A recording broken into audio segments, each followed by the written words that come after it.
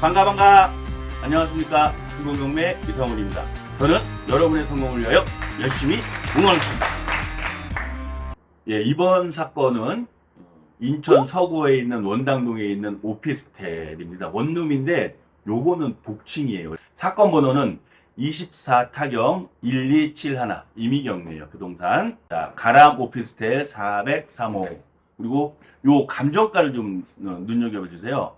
이 물건의 감정가가 1억 6,400만 원이고 지금 유찰해서 지금 감정가 대비 34%, 전유 부분이 9.02평이에요. 그러니까는 원룸치고는 작지 않죠. 거기다가 이 물건은 또 복층이에요. 그리고 요 동네가 검단 신도시 한복판에 있는 이 물건인데요. 9평이 적지도 않은데 거기에 복층이니까 또 그 주변에 이런 복층 물건이 되게 없습니다. 귀해요. 그래서 경쟁력이 있고 또 월세를 같은 금액을 놓더라도 이런 조건이 좋은 게 아무래도 좀 더 빨리 잘 나가겠죠. 그래서 이 물건을 한번 소개해 드린 거고, 사진 한번 볼까요? 전형적인 주거 지역이에요.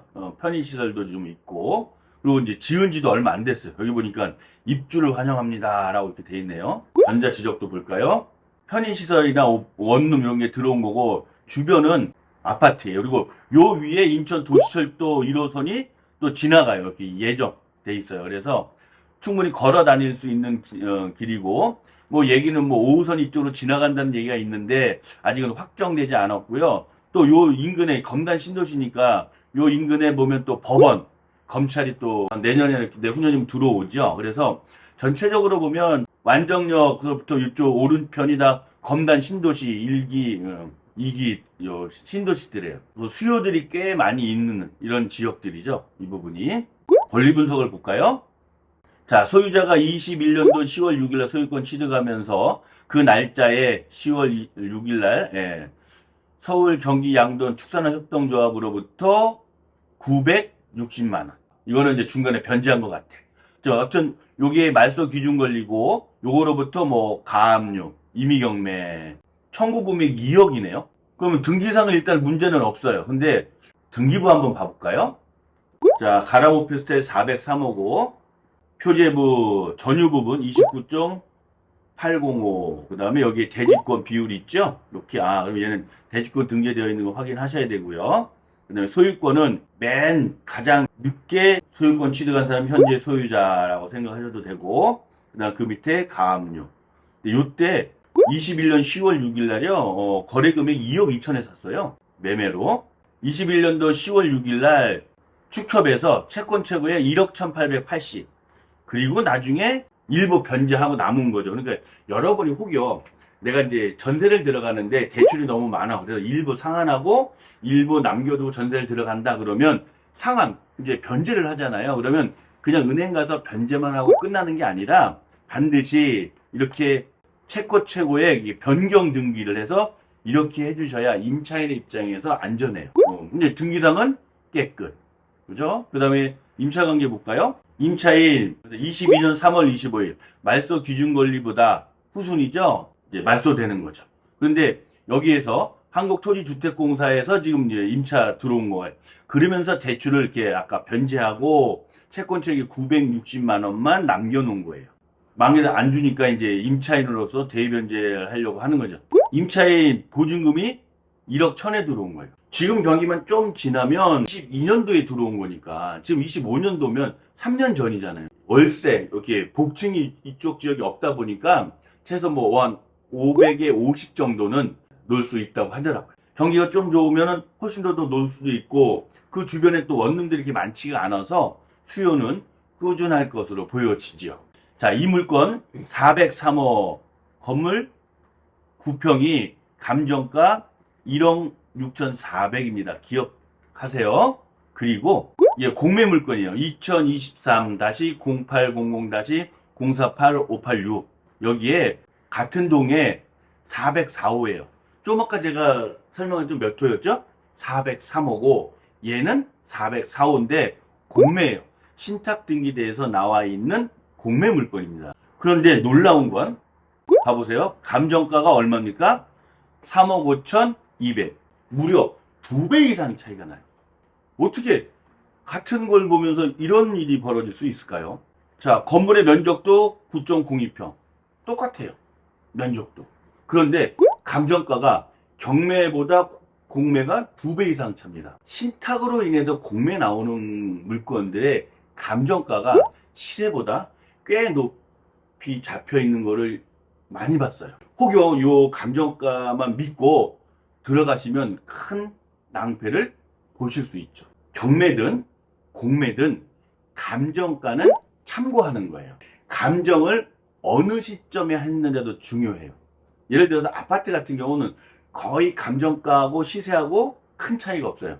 바로바로 이제 거래가 빈번하고 하다 보니까 시세가 바로바로 뜨거든요. 그런데 감정 시점은 되게 중요해요. 예를 들어 이게 부동산이 한참 경기가 오를 때 감정했는지 또는 오르기 전에 감정해서 우리는 물건을 선택할 때는 그냥 에이 실거는 의뢰 비싸 하고 안 보거든. 그럴 때 여러분 기준을 갖고 찾으시면 여러분이 원하는 이런 물건 수익이 극대화시킬 수 있는 이런 물건을 찾을 수 있다는 거.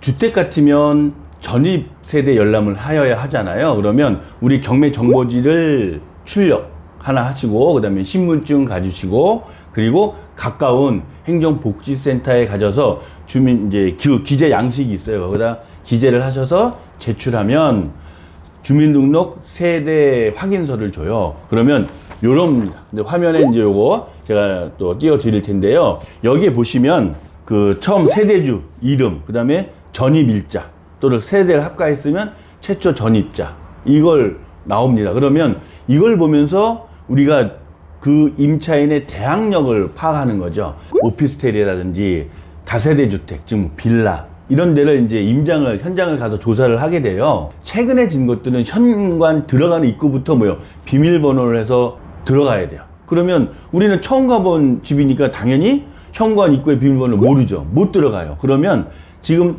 내가 경매를 받으려는 이 물건이 호수가 어디에 있는지에 따라서 앞에 전망이라든지 또는 햇빛, 조망이라든지 이런 것들을 확인할 수 있는데 안에 들어가서 호수를 봐야 될 텐데 못 보는 경우가 많나요? 거기에 대한 대비책으로 차선으로 어떻게 해야 되는지를 말씀드리면 우선 그 건물에 도시가스 메타함이 있죠.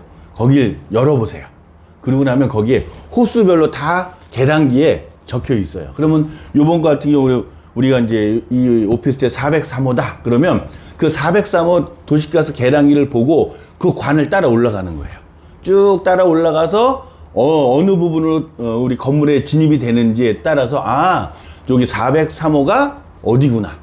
이렇게 지금 2층에 3호 라인들이 4개가 지금 올라갈 것 같습니다. 지금 어차피 403호, 503호는 같은 라인이기 때문에 어느 쪽으로 가는지 한번 보도록 하겠습니다. 이렇게 가서 쭉 관 따라 올라가면 지금 중간에서 4개가 올라가는데요.